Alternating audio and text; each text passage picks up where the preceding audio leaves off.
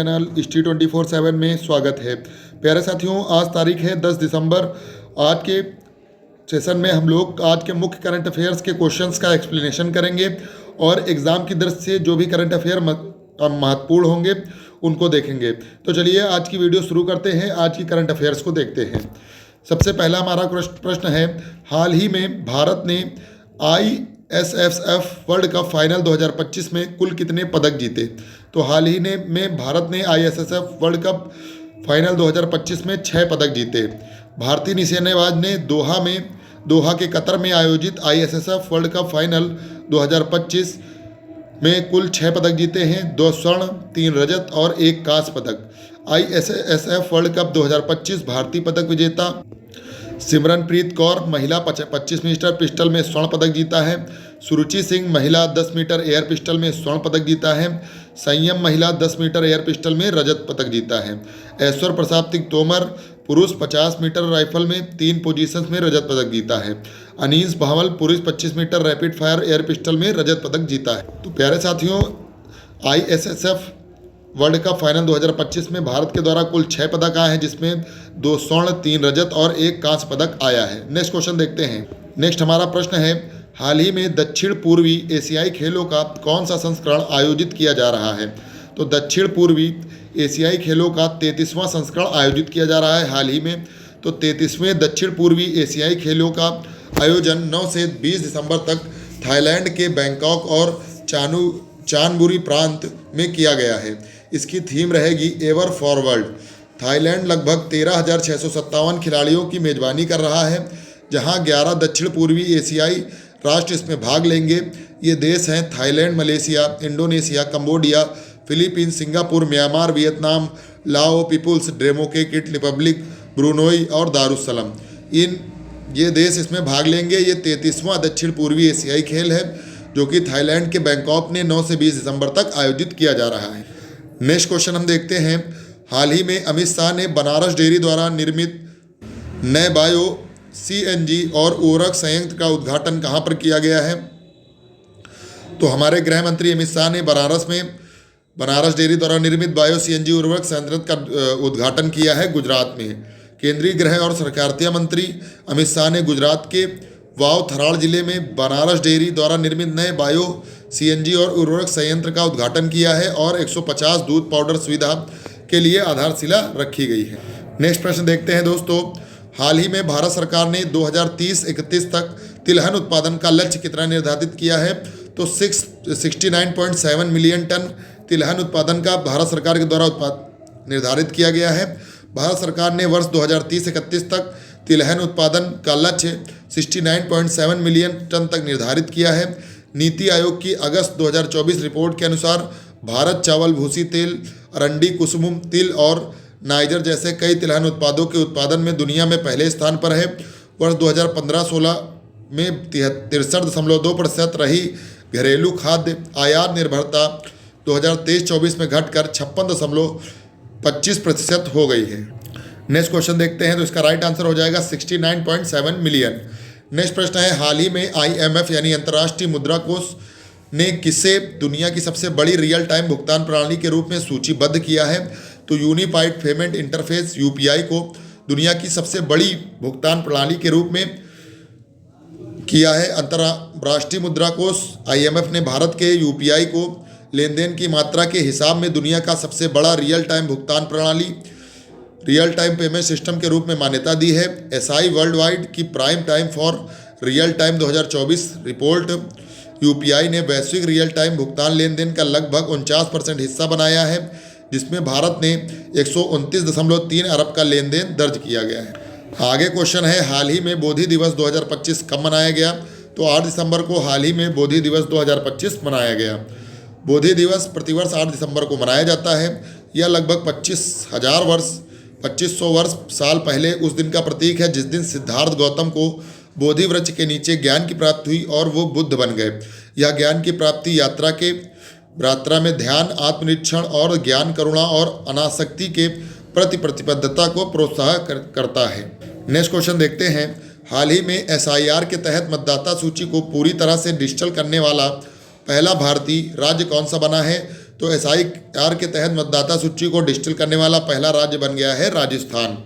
राजस्थान ने विशेष गहन पुनरीक्षण स्पेशल समरी रिवीजन के तहत अपने मतदाता सूची का पूरी तरह से डिजिटलीकरण पूरा कर लिया है। ऐसा करने वाला देश का पहला राज्य बना है। राजस्थान उन 12 राज्यों में शामिल है जहां भारत निर्वाचन आयोग द्वारा मतदाता सूचियों का विशेष संक्षिप्त संशोधन SIR किया जा रहा है। तो राइट आंसर हो जाएगा राजस्थान। नेक्स्ट प्रश्न है, हाल ही में जारी ऊर्जा और स्वच्छ वायु रिसर्च केंद्र CREA रिपोर्ट के अनुसार नवंबर 2025 में भारत का सबसे प्रदूषित शहर कौन सा बन गया है? तो ऊर्जा और स्वच्छ वायु रिसर्च केंद्र के अनुसार भारत का सबसे प्रदूषित शहर बना है गाजियाबाद। हाल ही में जारी ऊर्जा और स्वच्छ वायु रिपोर्ट के अनुसार गाजियाबाद नवंबर 2025 में भारत का सबसे प्रदूषित शहर बना है। यहाँ की मासिक औसत PM 2.5 सांद्रता 224 माइक्रोग्राम प्रति घन मीटर थी और 30 दिनों में सभी दिन वायु गुणवत्ता राष्ट्रीय मानकों में ऊपर रही है। नोएडा, बहादुरगढ़, दिल्ली, हापुड़, ग्रेटर नोएडा, बागपत, सोनीपत, मेरठ और रोहतक गाजियाबाद के साथ शीर्ष 10 प्रदूषित शहर में शामिल हो गए हैं। उत्तर प्रदेश में इन 6 शहर हैं, इसके बाद हरियाणा में 3 और दिल्ली है। नेक्स्ट प्रश्न हमारा है, हाल ही में संयुक्त राष्ट्र पर्यावरण सभा UNEA 7 का 7वां सत्र कहाँ आयोजित किया जा रहा है? तो संयुक्त राष्ट्र पर्यावरण सभा UNEA का 7वां सत्र किया जा रहा है नैरोबी में आयोजित।